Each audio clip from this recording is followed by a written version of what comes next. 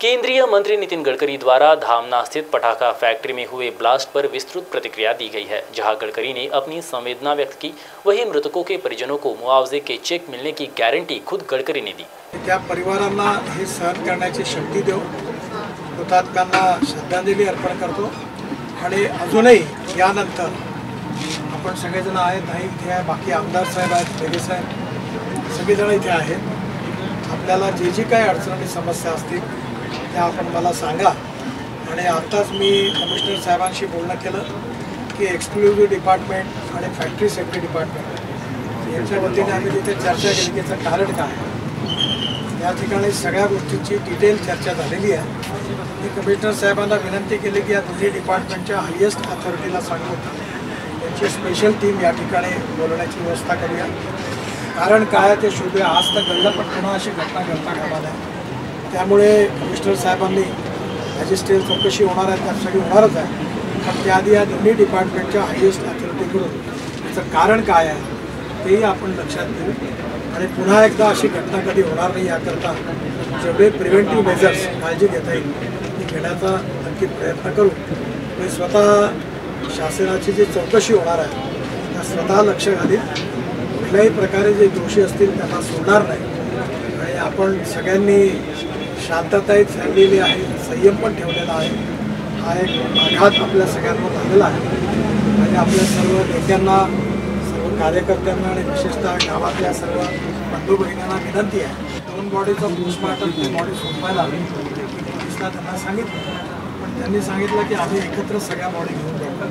आता बाकीच्याही बॉडी ज्या होतील त्याचं पोस्टमॉर्टम होईल, त्या गावातही आपण सगळेजण त्यांचा अंत्यसंस्कार करू आणि त्यांच्या आत्म्याला शांती मिळून प्रार्थना करू। माझी आपल्या सगळ्यांना विनंती आहे, कायदा सुव्यवस्था आणि शांततेकरता सगळ्यांनी सहकार्य करावं।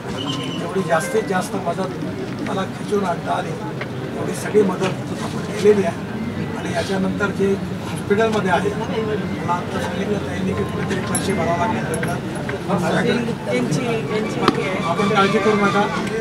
मी स्वतः या सर्व पैशांची व्यवस्था उपचाराची स्वतः करून देईन, सरकारकडनं करून देईन, माहिती मी स्वतः काळजी घेईन। त्या सगळ्यांना माझ्याकडे देवाचं औषधात देखील सगळी सांगा, आपल्यावर खूप मोठं संकट आलेलं आहे आणि या गावकऱ्यांवरही आलेलं आहे। सगळेजण धैर्याने त्याचा मुकाबला करा आणि आपल्या सगळ्यांच्या परमेश्वराच्या इच्छेमुळे आपल्याकडे चालत नाही, पण आपण पुन्हा एकदा या सगळ्या आत्म्यांना श्रद्धांजली अर्पण करू आणि माझी आपल्या सगळ्यांना विनंती आहे जेवढं जास्तीत जास्त करता आलं ताणून तेवढं मी प्रयत्न केला।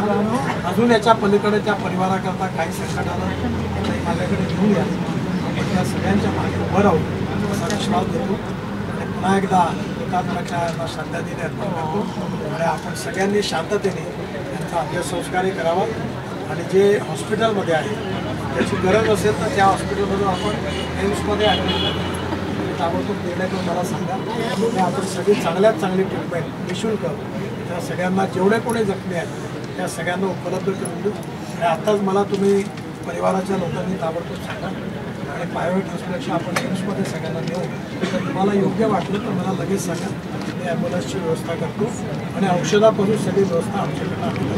मला 5 लाखाच्या वरती द्यायला तयार करतो। आता मी तुम्हाला सांगितलं आहे की परिवाराने गरीब लोकांचे प्राण गेले, त्या प्राणाची किंमत किती आहे पैशाने बोलून निघत नाही। 25 लाखाच्या तरी मला कबूल केलं, पैसे तोपर्यंत कुठलंही काम सुरू होणार नाही आणि मी स्वतः तुम्हाला एक चेक द्यायला त्यांच्या पोटापाण्याचा प्रश्न आहे, मग त्यांचा रोजगार द्यायला पाहिजे, थांबवायला नको। हे जे निवेदन आहे सगळ्यांचा रोजगार राहील आणि सगळ्यांना